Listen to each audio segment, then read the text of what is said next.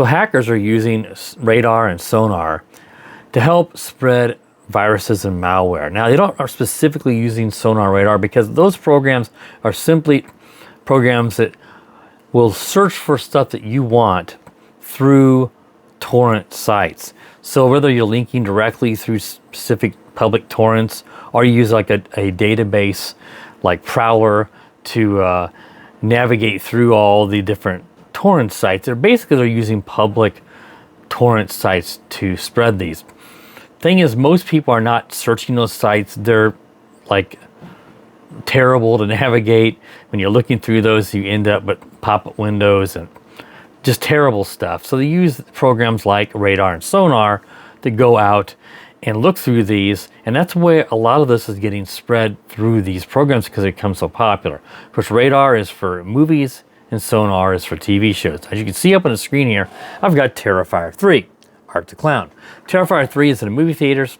It's unavailable to stream. It's not out there to be able to get on the internet, but if you added it to Radarr, which I have here just for testing purposes, it will go out and look for it, and it may even get a notification from RSS feed or something, hey, that this is out there, and it goes out and it downloads it. The problem is it's not an actual video file. It is a virus. And what they're doing is they're putting the virus or the malware inside of like an archive, like a zip file, zipx, RAR, sometimes INK, something like that. It can be like an icon with some images or something. Well, lots of times it's within an archive, and I'll show you what I mean here. As you can see here, it says pause, but I was downloading this file on my Unraid server. If I click on the Deluge here, and I go down, you can see Terrifier 3. But you can see, if you click on, I'm using Deluge download torrent client here.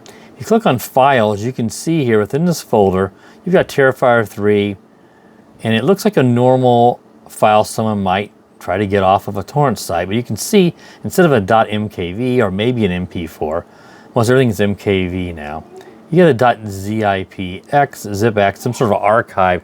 You're going to click on that if you don't know what you're doing and install this virus. It's probably an archive that will open up and be compressed, because that way, when it comes in, if you're on Windows, Windows Defender or antivirus software is not going to see that file inside of there. It's going to infect your computer.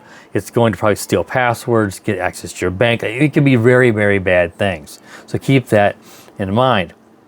So that's what I do, is I suggest that if you add something to Radarr or to Sonarr that is really popular or new, especially if it's not available yet, and it gets the file, it's going to almost certainly be some sort of malware or a virus. So you have to be super careful with that. So what you do is check the file within your BitTorrent client, and if it has a zip or RAR or something that's not an MKV or MP4, then delete it using the download client to delete it. Don't even navigate to it on your computer. It's going to mostly be vulnerable for Windows machines. That's how they spread stuff. So I recommend is, if you're using torrents and you're doing this kind of stuff, first off, use Linux. You're not going to get infected in Linux. They don't aim this stuff for Linux. Now, I'm running an Unraid server, which is a form of Linux, but to navigate the Unraid server, you do everything through browser windows. A lot of people, including myself, are usually doing that on Windows. So I could still get infected if I navigate to the folder and I clicked it, opened it, decompressed it, whatever case may be. So if you've got something like Ubuntu, or you've got Linux Mint or some Linux that you're running, and you run Radarr and Sonarr on there, you're really in good shape. Or if you just want to access the files, let's say on an Unraid server or something, and you're using Linux, then you're much safer. So I recommend first off, do that. And if you're going to use Windows to access it, just don't go in there and click on it. Use your download manager and delete it from there. So that's the most important thing. Two, the second thing I recommend is try to use as many private torrent sites and private trackers as you can. HDBits, Fear No Peer, some of those. But the problem with that is they're invitation only. They're locked down. If you can't get into those and get an invitation, you can't get access. So many of us are using public trackers because they're out there. But that's how these people are spreading this stuff. So if you can't get into those, you sometimes have no choice. And also, you know, the private ones, they have ratios you have to maintain, which of course that allows for the torrents to remain active and be actively seeded so people can get what they want.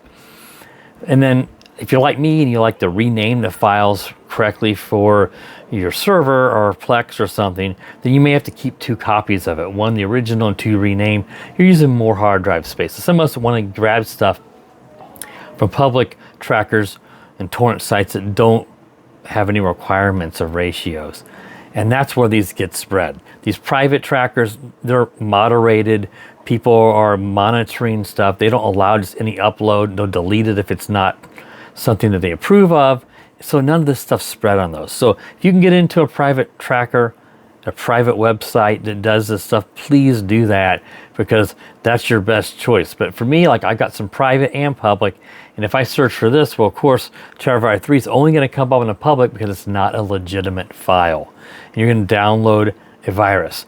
Same thing with Sonarr. TV shows, the popular shows out there now, Agatha All Along, stuff like that, they will put out a fake new episode. Let's say episode 6 aired, and all of a sudden it grabs 6, and then it grabs episode 7 or something. You're like, well, it hasn't aired yet. Well, no, it hasn't. But why did it grab it? Well, they put this fake new episode out there that's a virus, because one, if you're on the public site, some people click it and download it. But 2, they also know it's going to trick Sonarr into grabbing that and downloading it, thinking it's a new episode. Now, thankfully, Sonarr and Radarr are not going to usually move that file over. They will see that it's not a movie file, and it won't copy it over to your server for you.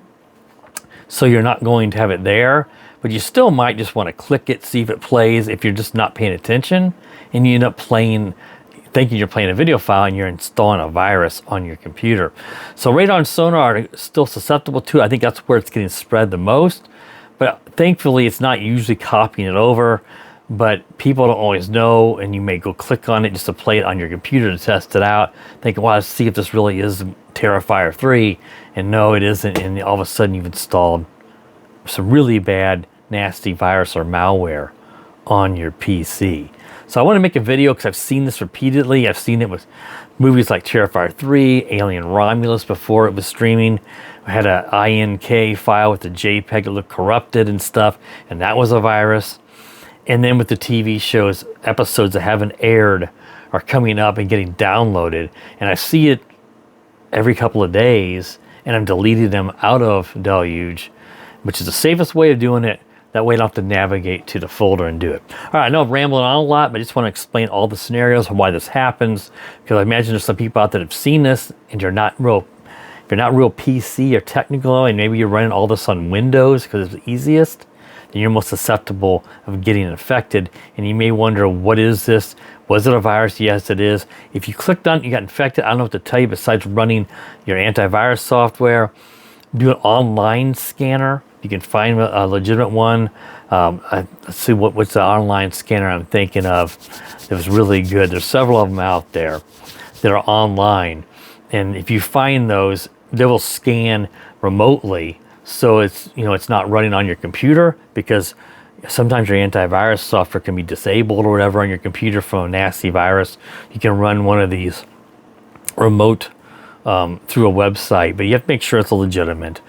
Some of those out there as well that will scan and help remove the virus, because if you're infected, I don't know what to tell you, you're going to have to get it removed, or you have to reinstall your operating system. All right, guys, if you found this video helpful, you're new to the channel, you like tech stuff, videos like this, then please consider subscribing. Click the bell, that way you're notified when I upload new videos. And as always, guys, have a safe and happy day.